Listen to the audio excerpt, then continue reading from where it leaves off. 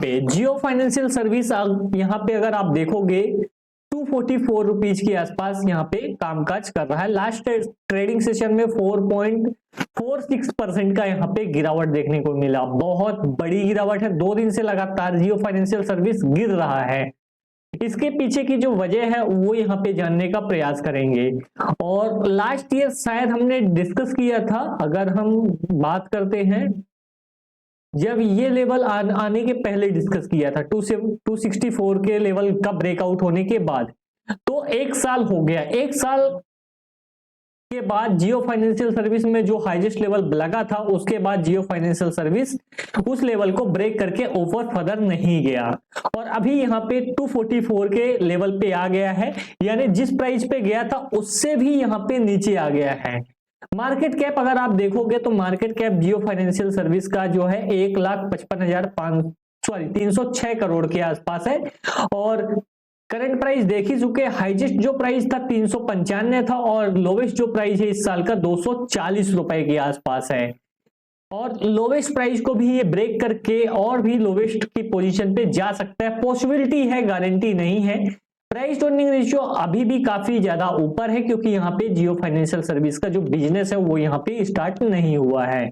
तो क्या अपॉर्चुनिटी है और क्या यहाँ पे अभी वीकनेस है, वो सारी चीजें इस वीडियो में यहाँ पे हम कवर अप करने वाले हैं।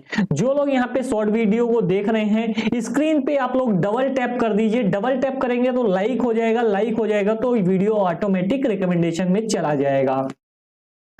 ठीक है, बुक वैल्यू अगर स्टॉक की देखे जाए तो बुक वैल्यू 216 है। तो देखो बुक वैल्यू से कम तो यहाँ पे स्टॉक आने वाला नहीं है। रिलायंस इंडस्ट्री का एक टुकड़ा बोल सकते हो, रिलायंस इंडस्ट्री का एक पार्ट है, टुकड़ा है जो पार्ट है क्योंकि ये डीमर्ज किया हुआ पार्ट है फाइनेंशियल सर्विस। तो यहाँ पे उसका जो बुक वैल्यू है, बुक वैल्यू से ये स्टॉक नीचे नहीं गिरने वाला है और गिर भी गया तो ये एक अपॉर्चुनिटी के अलावा कुछ नहीं होगा। तो ऐसी अपॉर्चुनिटी को हमेशा क्या करना चाहिए, ग्रैब करना चाहिए।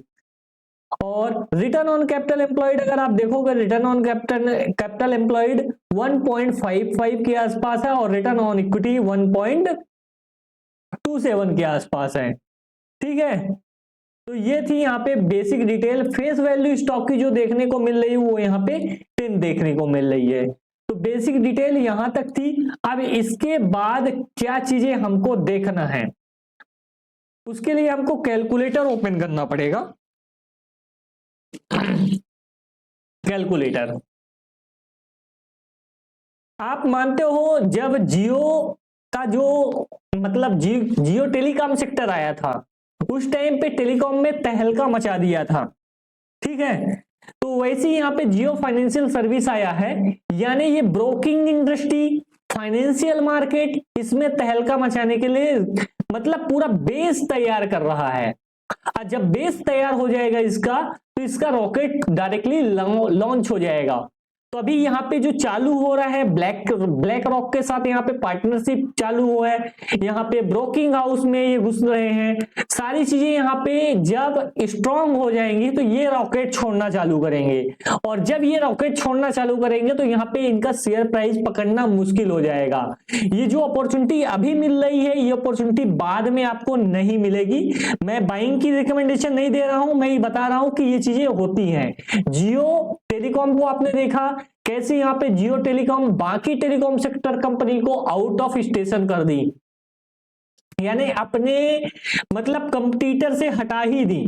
तो यहाँ पे फाइनेंशियल सेक्टर मजबूत सेक्टर है इंडिया का, तो इतना जल्दी तो नहीं होने वाला, बट जियो भी उस पे एक मतलब क्या बोल सकते हैं उस रेस में शामिल होने जा रहा है और वो भी अच्छे खासे मतलब फंड के साथ। ऐसा नहीं कि यहाँ पे इनके पास फंड ही नहीं है, फाइनेंशियल में घुस गए हैं पेटीएम जैसे, तो इनके पास अच्छा स्ट्रॉन्ग फंड है, रिजर्व है, उसका यूटिलाइजेशन करेंगे, बोरोइंग भी लेंगे, सारी चीजें कॉम्बिनेशन बैठाने के बाद ये बिजनेस को अच्छा तेजी से यहाँ पे ऊपर की ओर ले जाने का प्रयास करेंगे।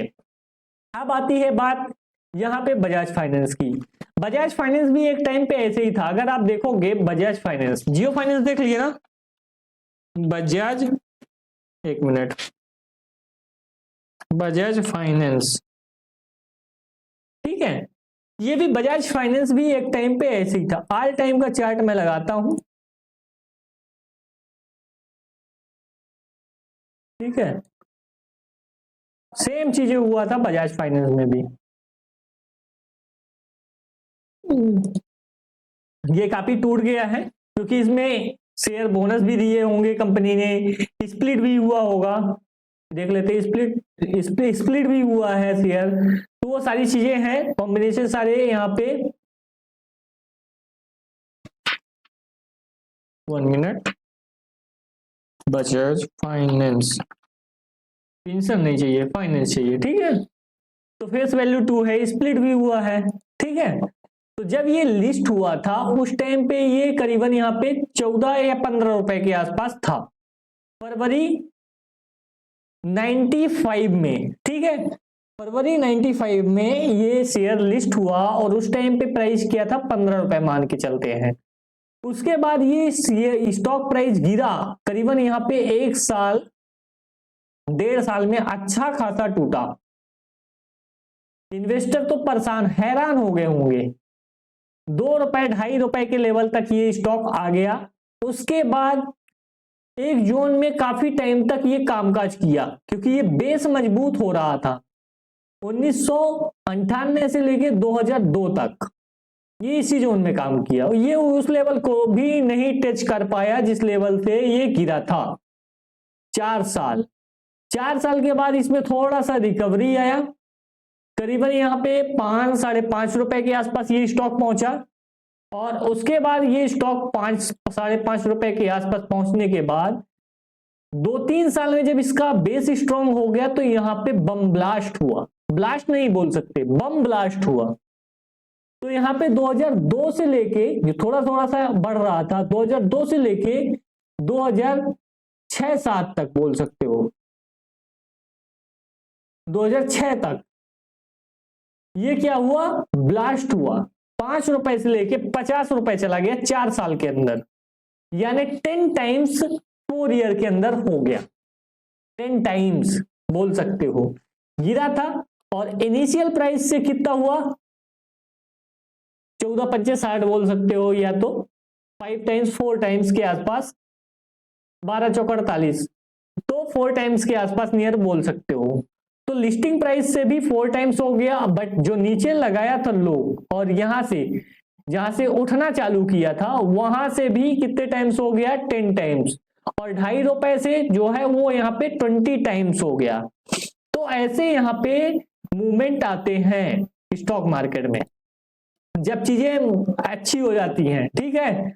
और उसके बाद ये स्टॉक मुड़ के नहीं देखा, बीच बीच में गिरावट आई, फिर ऊपर गया, फिर गिरावट आई, फिर ऊपर गया, फिर गिरावट आई, फिर ऊपर गया, फिर कोविड की लंबी गिरावट आई, फिर उसके बाद भी अच्छा खासा ऊपर गया, फिर नीचे आई गिरावट, फिर अच्छा खासा ऊपर गया, फिर नीचे आई, फिर ऊपर गया। तो ये सारी चीजें चलती रहती है मार्केट में। अभी ये जो स्टॉक है एक जोन एक में कामकाज कर रहा है और ये जोन को अगर हम बढ़ा दें, ये जोन को अगर हम बढ़ा दें तो इस जोन को अगर ये ब्रेक आउट करता है तो यहाँ पे फर्दर अपसाइड यहाँ पे पॉसिबल हो सकता है, किसमें, इस स्टॉक में। तो वो चीजें यहाँ पे देखने को मिलेंगी। बट हम बात कर रहे थे जियो फाइनेंशियल सर्विस की। अब इसका जो बुक वैल्यू है वो कितना है, 1402 रुपीज, और शेयर प्राइस कितना है, 7440 डिवाइडेड बाई 1400, ठीक है, करीबन 5.31 टाइम्स है बुक वैल्यू का। इसका बुक वैल्यू कितना है, 216, तो इसमें डायरेक्टली क्या करेंगे, मल्टीप्लाई कर देंगे 216, 1147 रुपए का अगर जियो फाइनेंस आज की डेट में काम करना बजाज फाइनेंस के जैसे बिजनेस करना चालू कर देता है, यानी रेवेन्यू आना चालू हो जाता है, प्रॉफिट आना चालू हो जाता है, तो आज की डेट में ही यहाँ पे इसकी जो वैल्यू है 1147 रुपए के आसपास ये मतलब अफोर्ड करता है, ठीक है, प्राइस टू बुक वैल्यू से। और प्राइस टू बुक वैल्यू बहुत ज्यादा मायने रखता है, ऐसा नहीं कि मायने नहीं रखता है, ठीक है। दूसरी चीज क्या है यहाँ पे, अगर आप इसका रिजर्व देखोगे, बैलेंस शीट, इसका भी बैलेंस शीट निकाल लेते हैं। बैलेंस शीट इसका देखोगे, इसके पास रिजर्व कितना है, अभी ये रिजर्व बढ़ रहा है, कितना है 86,680 करोड़ के आसपास यहाँ पे इसके पास रिजर्व है। कितना रिजर्व है यहाँ पे 86,680 करोड़ के आसपास यहाँ पे इसके पास रिजर्व है। और यही किसके पास, जियो फाइनेंस के पास कितना रिजर्व है 1,30,000 करोड़ के आसपास यहाँ पे जियो फाइनेंस के पास यहाँ पे रिजर्व है। तो रिजर्व किसके पास ज्यादा है, जियो फाइनेंस के पास। तो बिजनेस कौन अच्छा कर पाएगा, जियो फाइनेंस। और इसके पास लोन है अभी, इस कारण से इसका जो बिजनेस है वो थोड़ा सा बड़ा चढ़ा दिख रहा है। और जियो फाइनेंस के पास अभी क्या है, लोन नहीं है। तो ये भी लोन ले सकता है, ऐसा नहीं कि लोन नहीं ले सकता, ये भी लोन ले सकता है। और बिजनेस को बढ़ाने के लिए लोन लेना ही पड़ेगा, फाइनेंस में आया है जियो फाइनेंस, तो यहाँ पे लोन लेना ही पड़ेगा। ठीक है, अपने पैसे से बहुत ज्यादा यहाँ पे काम एक्सपांड नहीं कर सकते हैं। और इन्वेस्टमेंट इसका कितना है ये भी देख सकते हो, इन्वेस्टमेंट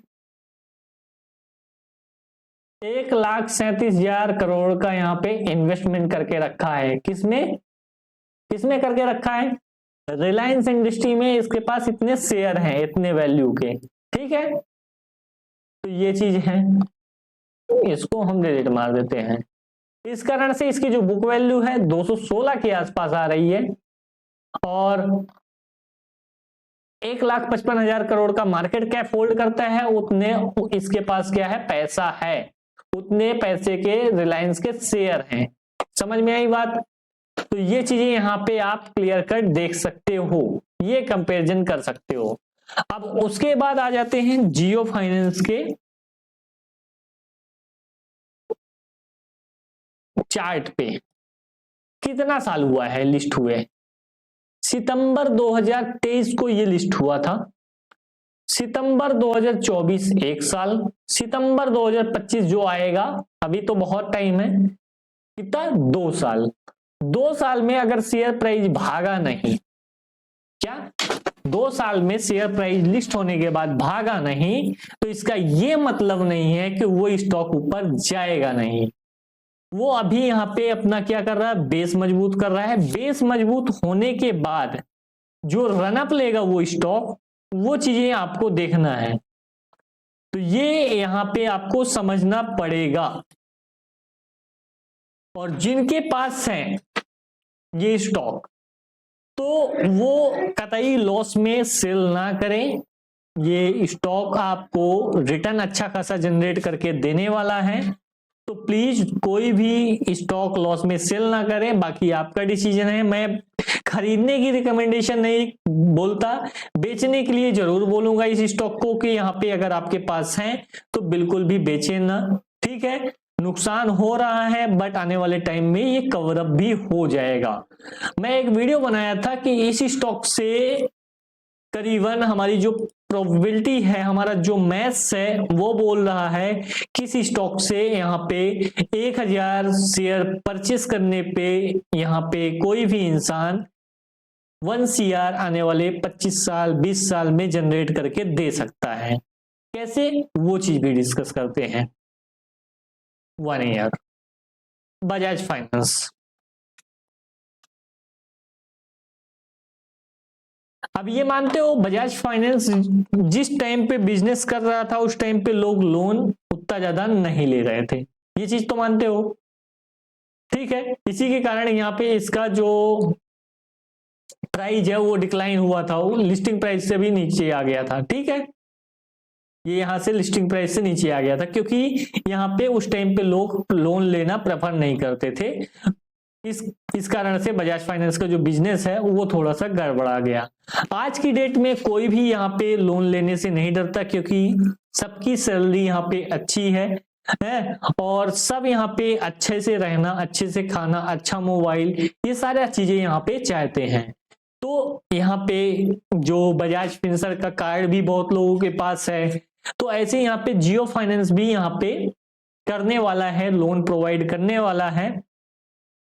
तो इस कारण से यहाँ पे बिजनेस उतना मतलब स्ट्रगल नहीं करेगा जितना बजाज फाइनेंस का किया था। अब बजाज फाइनेंस का आज के डेट में जो प्राइस है, ठीक है, कितना है? 7440 रुपए। अब इस इनिशियल लिस्टिंग प्राइस की मैं बात कर लेता हूं, 14 रुपए के आसपास लिस्ट हुआ था। कितने टाइम्स दिया है? 531 टाइम्स दिया है, ठीक है। कितने टाइम्स दिया है? 531 टाइम्स दिया है अभी तक में। लिस्ट कब हुआ था ये? लिस्ट हुआ था 96 में। कितने साल हो गए? 96 से लेके 2026 तक 30 साल हो गए। स्प्लिट की मैं बात नहीं कर रहा हूं, ठीक है। अभी स्प्लिट भी हुआ, फेस वैल्यू चेंज हुआ, वो सारी चीजें मैं बात नहीं कर रहा हूं। डिविडेंड दिया, वो कुछ नहीं मैं बात कर रहा हूं। 531 टाइम्स ये हुआ। अगर 96 में कोई भी बंदा जिसे 100 शेयर यहाँ पे, सॉरी 1000 शेयर यहाँ पे जियो फाइनेंस के बाई किए 244 रुपए के आसपास, तो कितना होता है? 2,44,000 के आसपास। कितना होता है? 2,44,000 के आसपास इंटू 500 टाइम्स। स्प्लिट की मैं बात नहीं कर रहा हूं, शेयर प्राइस की बात कर रहा हूं 30 साल में, जैसे बजाज। तो कितना हो जाएगा? 12 करोड़ 20 लाख, ठीक है। मैं 12 करोड़ 20 लाख की बात ही नहीं करता, क्योंकि वो लोग बोल रहे हैं यहाँ पे मार्केट कैप इतना नहीं जाएगा, ठीक है। मार्केट कैप छोटा रहेगा। 1 लाख 1.5 लाख करोड़ है तो 5 लाख करोड़ होगा, इससे ऊपर नहीं जाएगा। नहीं, ऐसा नहीं है। 20 साल बाद चीजें बदल जाएंगी, 30 साल बाद चीजें बदल जाएंगी। उस टाइम पे लगने लगेगा कि जो 1 लाख करोड़ है तो 200 लाख करोड़ हो जाएगा। ये सारी चीजें वहां पे चेंज हो जाएंगी उस टाइम पे, ठीक है। महंगाई का लेवल भी उस टाइम पे अलग होगा जो अभी यहाँ पे है। तो मैं इतनी भी बात नहीं करता, मैं इसका 1/5 की बात करता हूं। कितना? 244 था ना हमारा। अगर 100 टाइम्स भी दे दिया, 244, सॉरी 2,44,000 कितना इन्वेस्ट हुआ? अगर 20 साल के बाद, 20 साल की मैं बात करता हूं, 100 टाइम्स भी दे दिया तो 2,44,00,000। या अगर हम बोले 50 टाइम्स भी दे दिया, 50 टाइम्स तो मान सकते हो 50 गुना होता है। 20 साल में शेयर होता है, ऐसा नहीं है कि नहीं होता, होता है।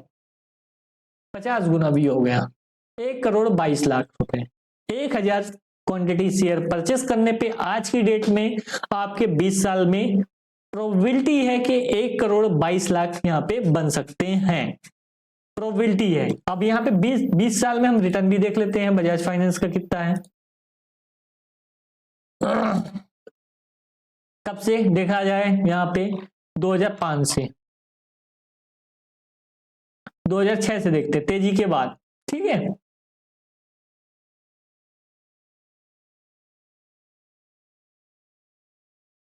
जब ये तेजी हो गई, तेजी के बाद देखते हैं कितना था? 45 रुपए, ठीक है। मैं एवरेज माना हूं।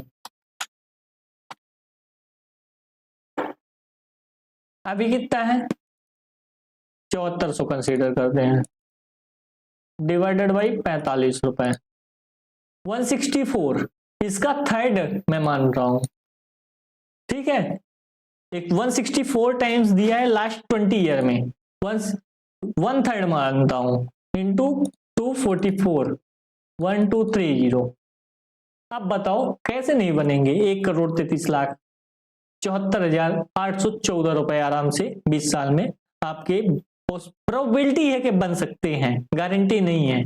अगर रिटर्न यहाँ पे दिया तो इस हिसाब से आने वाले टाइम में क्या पता इससे ज्यादा तेजी से रिटर्न जनरेट करे, क्योंकि यहाँ पे बिजनेस पूरा सेटअप बना हुआ है। बजाज फाइनेंस को सेटअप बनाने में टाइम लगा था, तो वो सारी चीजें उस टाइम पे थोड़ी सी ज्यादा दिक्कत वाली बात थी एज कंपेयर टू आज का जो सिनेरियो बोलता है, ठीक है। तो अगर वीडियो आपको अच्छा लगा तो वीडियो को लाइक जरूर करिएगा। चैनल पे नए बने हैं, चैनल को सब्सक्राइब करिएगा, साथ ही जो बेल नोटिफिकेशन है उसको ऑन कर लीजिएगा। मिलते हैं नेक्स्ट वीडियो में।